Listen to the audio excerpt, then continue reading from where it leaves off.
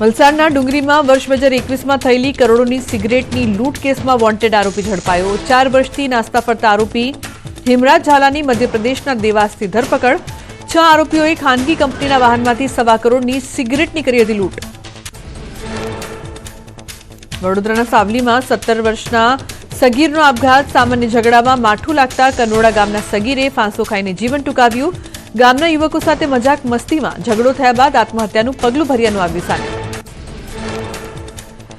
નવસારીમાં સરકારી અનાજની કાળાબજારીની ઘટના। અનાજના ગોડાઉનમાં ડોર સ્ટેપ ડિલિવરીનું કામ કરતા કોન્ટ્રાક્ટરે કરી કટકી।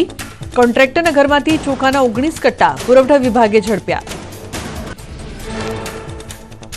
કોન્ટ્રાક્ટર જલાલપુર તાલુકાની સસ્તા અનાજની દુકાનમાં ગોડાઉનમાંથી અનાજ પહોંચાડવાનું કામ કરતો। નવસારી મામલતદારે 19 અનાજના કટ્ટાને સીઝ કરીને વધુ કાર્યવાહી હાથ ધરી। એમએલએ યોગેશ પટેલનું વિવાદાસ્પદ નિવેદન। કહ્યું, વડોદરામાં અધિકારીઓ નોકરી કરવા આવતા ગભરાય છે। શહેરની તાસીરથી સિંચાઈ વિભાગના અધિકારી કામ કરવાનો કરે છે ઇનકાર।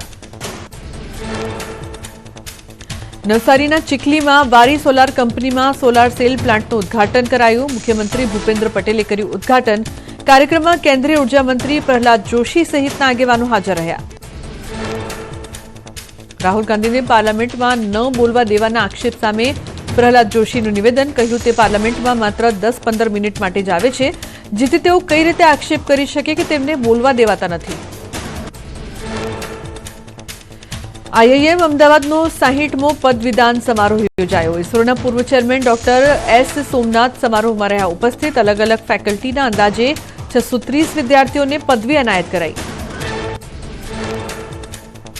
સુરતમાં આરટીઆઈ કરી રૂપિયા પડાવનાર વધુ એક કથિત પત્રકારની ધરપકડ। એસઓજીએ અમરોલીમાં છટકું ગોઠવીને આરોપી બળવંત વરિયાને 25,000ની લાંચ લેતા રંગે હાથ પકડ્યો। કોન્ટ્રાક્ટરને બાંધકામ તોડવાની ધમકી આપી ખંડણી ઉઘરાવવાનો આરોપ।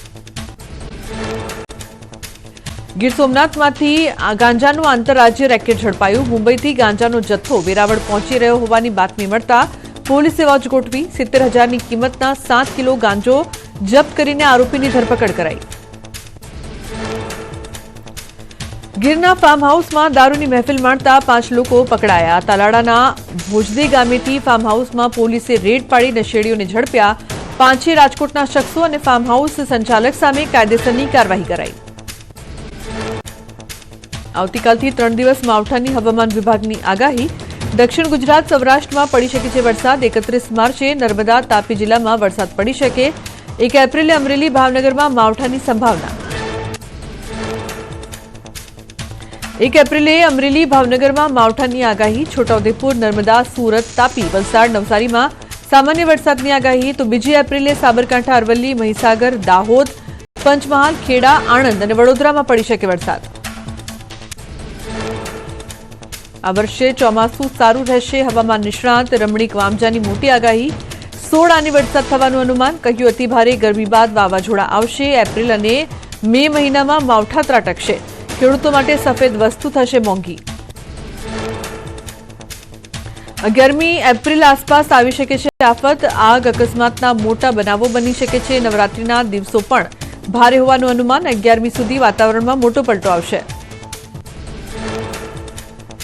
ગરમીને લઈને અંબાલાલ પટેલનું અનુમાન। મધ્ય ગુજરાત અને દક્ષિણ ગુજરાતમાં તાપમાન 42 ડિગ્રીને પાર જશે। સૌરાષ્ટ્રના ભાગોમાં 41 ડિગ્રીને પાર જશે તાપમાન। 1 એપ્રિલથી કાળઝાળ ગરમી પડશે। એપ્રિલ મહિનામાં ભારે તોફાન આવી શકે। ચોમાસાનો વરસાદ વહેલો આવી શકે। બોટાદ ભાવનગરમાં વાદળછાયું વાતાવરણ રહેશે। 10 એપ્રિલ સુધી બોટાદમાં તાપમાન 38 ડિગ્રી થશે। સુરતમાં રત્ન કલાકારોની હડતાળનું એલાન। કતારગામ દરવાજા વિસ્તાર પોલીસ છાવણીમાં ફેરવાયો। પગાર અને ભાવ વધારા સહિતની રત્ન કલાકારોની માંગણીઓ। પોલીસે રેલીને નથી આપી મંજૂરી।